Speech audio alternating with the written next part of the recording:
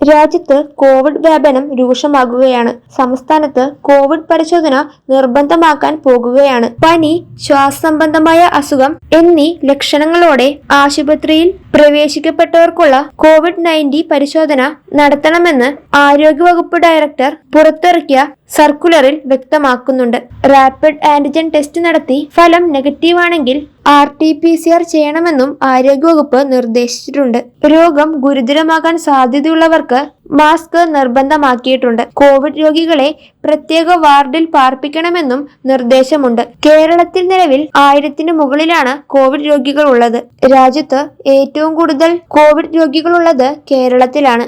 ഈ സാഹചര്യത്തിലാണ് ആരോഗ്യവകുപ്പ് മാർഗനിർദ്ദേശം പുറപ്പെടുവിച്ചിട്ടുള്ളത്. ദക്ഷിണ പൂർവേഷ്യൻ രാജ്യങ്ങളിൽ കണ്ടെത്തിയ ഒമിക്രോൺ JN.1 വകഭേദമായ LF7 ആണ് കേരളത്തിൽ വ്യാപിക്കുന്നതെന്ന് കണ്ടെത്തിയിട്ടുണ്ട്. ഈ വകഭേദത്തിന് തീവ്രത കുറവാണെങ്കിലും വ്യാപനശേഷി ഉള്ളതിനാൽ ജാഗ്രത പാലിക്കണമെന്ന് ആരോഗ്യവകുപ്പ് അറിയിച്ചു. ശ്വാസതടസ്സം, നെഞ്ചുവേദന, തളർച്ച, രക്തസമ്മർദ്ദ വ്യതിയാനം തുടങ്ങിയവയാണ് നിരീക്ഷിക്കേണ്ട ലക്ഷണങ്ങൾ. കുട്ടികളിൽ മയക്കം, തുടർച്ചയായ പനി, ഭക്ഷണം കഴിക്കാൻ മടി, ശ്വാസതടസ്സം, വിറയൽ എന്നിവ നിരീക്ഷിക്കേണ്ടതുണ്ട്.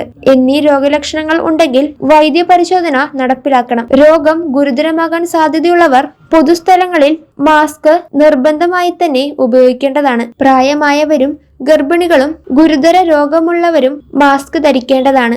ഏതെങ്കിലും വിധത്തിലുള്ള രോഗലക്ഷണങ്ങൾ കാണുന്നുണ്ടെങ്കിൽ ആരോഗ്യവകുപ്പിനെ അറിയിക്കണം. ആർക്കെങ്കിലും കോവിഡ് കണ്ടെത്തിയാൽ പ്രോട്ടോകോൾ പ്രകാരം ചികിത്സ ഉറപ്പാക്കേണ്ടതുമാണ്. പൊതുസ്ഥലങ്ങളിൽ മാസ്ക് ഉപയോഗിക്കുന്നതും ഇടയ്ക്കിടെ കൈ കഴുകുന്നതും ഉത്തമമായിരിക്കും. മഴക്കാലമായതിനാൽ കോവിഡിന് പുറമെ വേറെയും രോഗങ്ങൾ വ്യാപിക്കാൻ സാധ്യതയുണ്ട്. അതിനാൽ ജനങ്ങൾ ജാഗ്രത പാലിക്കേണ്ടതുണ്ട്. ഏതെങ്കിലും വിധത്തിലുള്ള രോഗലക്ഷണങ്ങൾ കണ്ടെത്തിയാൽ ഉടനടി വൈദ്യപരിശോധന നടത്തേണ്ടതാണ്.